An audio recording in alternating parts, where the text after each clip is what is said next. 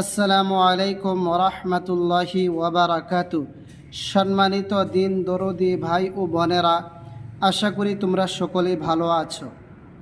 আল্লাহ তাআলা তোমাদের সবাইকে ভালো রাখুক, সুখে রাখুক, শান্তিতে রাখুক। প্রিয় দিন দরদি ভাই ও বোনেরা, তোমাদের কাছে নেসাবের কায়দার আরেকটি খুবই অত্যন্ত গুরুত্বপূর্ণ একটি ভিডিও নিয়ে উপস্থিত হয়েছি। আজকের এই ভিডিওতে তোমরা নেসাবের কায়দার 17 নম্বর পর্ব শিখবে। এর আগে তোমরা 16 নম্বর পর্ব শিখেছিলে, এখন তোমরা 17 নম্বর পর্ব শিখবে। দেখো, এই পর্বতে পড়াগুলো যে আছে, এই পড়াগুলো টেনে পড়বে না, জলদি জলদি করে পড়বে। টেনে পড়া যেমন এখানে আছে, দেখো, বা নুন জবর বান। এখন যদি এইভাবে পড়ো বা নুন জবর বান, তাহলে ভুল হবে। কারণ জবর জের পেশ হরকত হয়, হরকতের উচ্চারণ তাড়াতাড়ি করিয়া পড়িতে হয়। মনে রাখা খুবই জরুরি।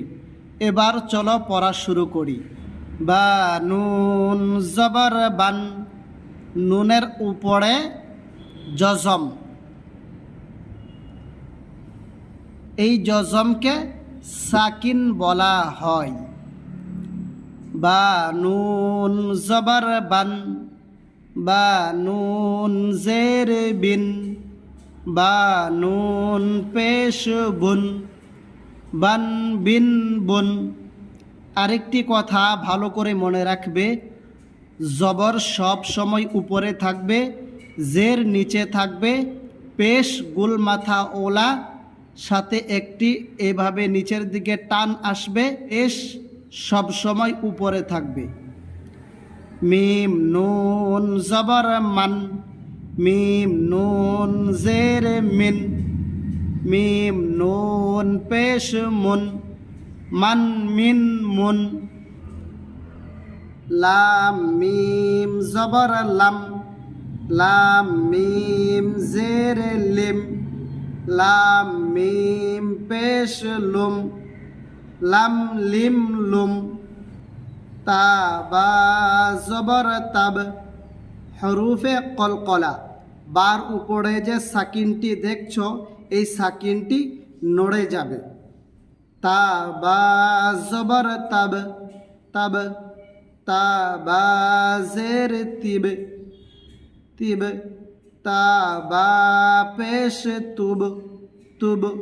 বা উচ্চারণ হবে দুই ঠোঁটের ভিজা অংশ থেকে। তাব তিব তুব।